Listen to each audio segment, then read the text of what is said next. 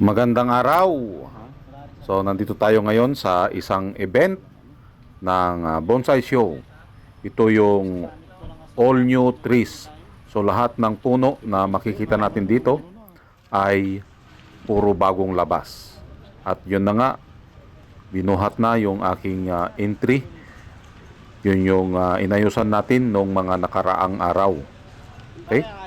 So yung ingress, ito yung pagdadala ng puno sa bonsai show. Yan. At yung inayusan natin noon, dito natin gagawin yung kanyang kulang. Yan. So, ganito ang ginagawa kapag ingress. Kung ano yung kulang ng ating puno, yun ay gagawin natin. Okay? So, nilalagyan na natin dito ng akadama soil. Yun. At ito yung mga ibang entry na ating mga kasama sa pagbobonsai. Ipapakita natin para makita nyo naman yung mga ibang puno na nagsidatingan. Okay? Yan, enjoy lang ang ating mga mata. At habang maulan ang panahon. Yan. So, ito yung ating ginawa. Tanggal natin yung dahon dito. So halata naman na bata pa ang ating puno. Yun kasi ang mahirap kapag tayo ay sumasali sa isang all new at wala tayong maisali, mapipilitan nating ilabas yung mga batang puno. Okay, dahil ito ay all new. Tulad niyan, yung mga nagsidatingan, halatang matatanda ng puno. Dahil makikita nyo naman sa sanga pa lang ay malalaki na katulad ng nakikita natin ngayon. Yan. So, marami pang hindi dumating dito. Ang nakuhanan lang natin dito ng video ay yung mga dumating. Okay? Yung mga maagang dumating. Dahil masama ang panahon, siguro mamaya-maya pa magsisidatingan. Yan.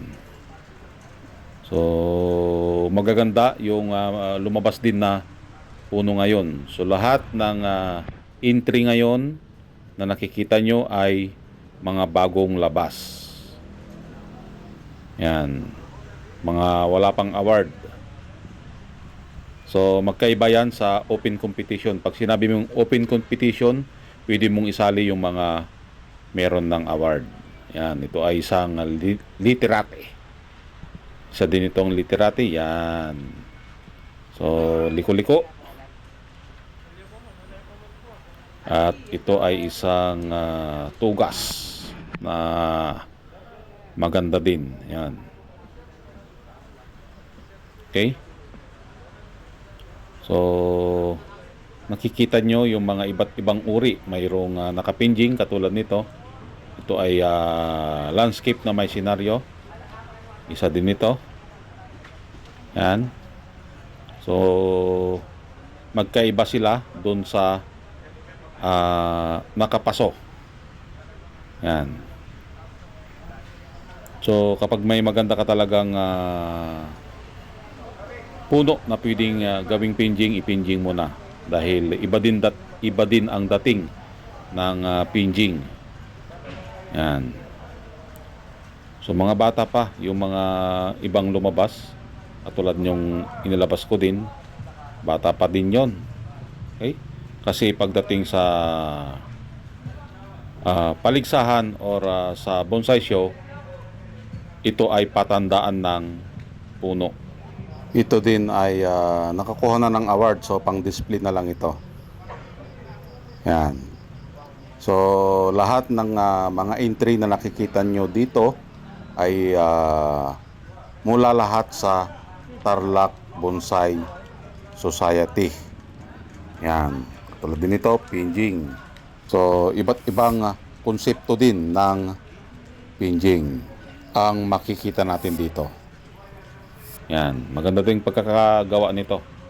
Ito, yung bonsai na yon, yung kursunada ko yun, yung pagkakagawa. Okay, yung pinjing na yon. Isa din ito, maganda din. Yan, ito ay isang forest. So para kang nasa kagubatan. Para kang nandun sa kagubatan, hinahanap si Jane. Kung ikaw ay isang Tarzan na guya. So, makikita nyo. Kayo nang mag-judge kung sino yung gusto nyo dyan. Iba't ibang judge kasi may makanya-kanyang paborito din. Katulad din natin, ano ba yung pinaka-paborito mong style ng bonsai? Mayroon yan at mayroon. Okay? Yung nagagandahan ka. So para sa akin, nagagandahan ako sa informal upright. Yan. Informal upright or formal upright. Yun, talagang punong-puno talaga yun kapag nakakita ako ng ganon. So mayroon ding ibang cascade. Yan. Katulad nito. Yan, maganda yung pagkakagawa nito. Galing. Oh, kita nyo? Ito din ay pinging forest. So depende sa konsepto na iyong gagawin na gustong ipalabas sa ating mga manonood. Yan. So may mga wala pang laman dyan. Siguro nasa sasakyan pa.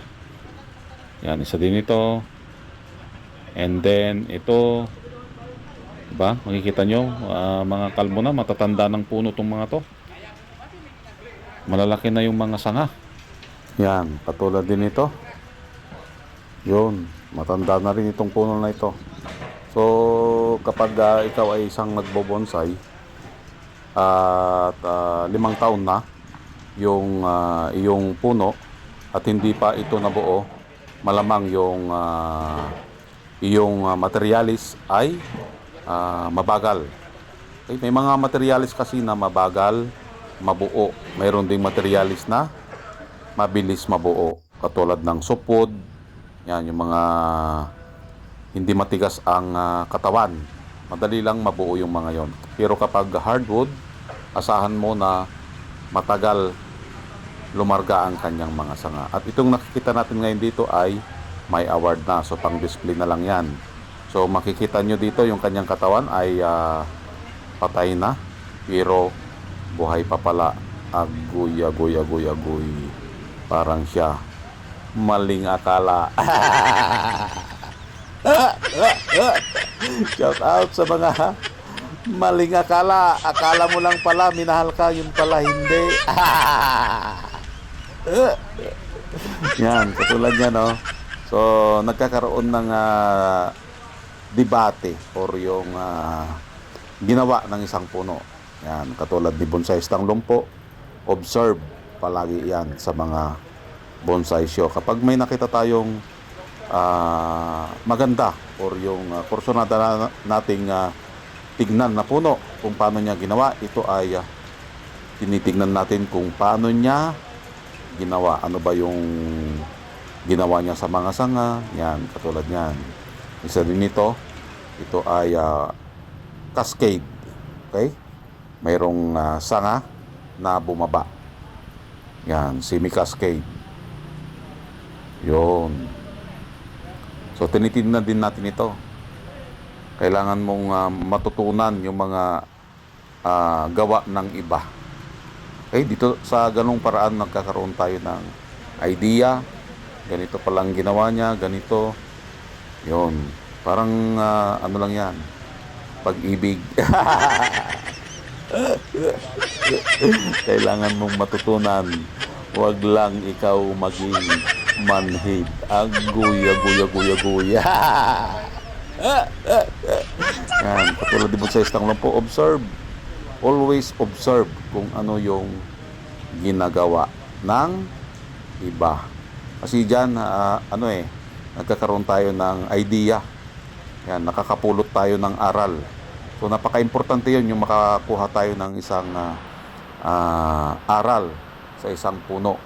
Yan, kasi iba't ibang artist, iba't iba ding diskarte ang kanilang ginagawa dito. Ang ganda ding puno na ito pag ito ay kumapal pa. So makikita nyo dito yung mga yung mga puno na bata pa, baby pa, yan. At yun na nga, nagpakita na si Bonsai Stang Lumpo. Yan. So, good luck sa ating lahat ng sumali. At enjoy lang natin ang pagbobonsai. Okay? So, dapat happy lang tayo. Yan. Maraming salamat at nasamahan nyo na naman si Bonsai Stang Lumpo. Hanggang sa muli. Bye-bye!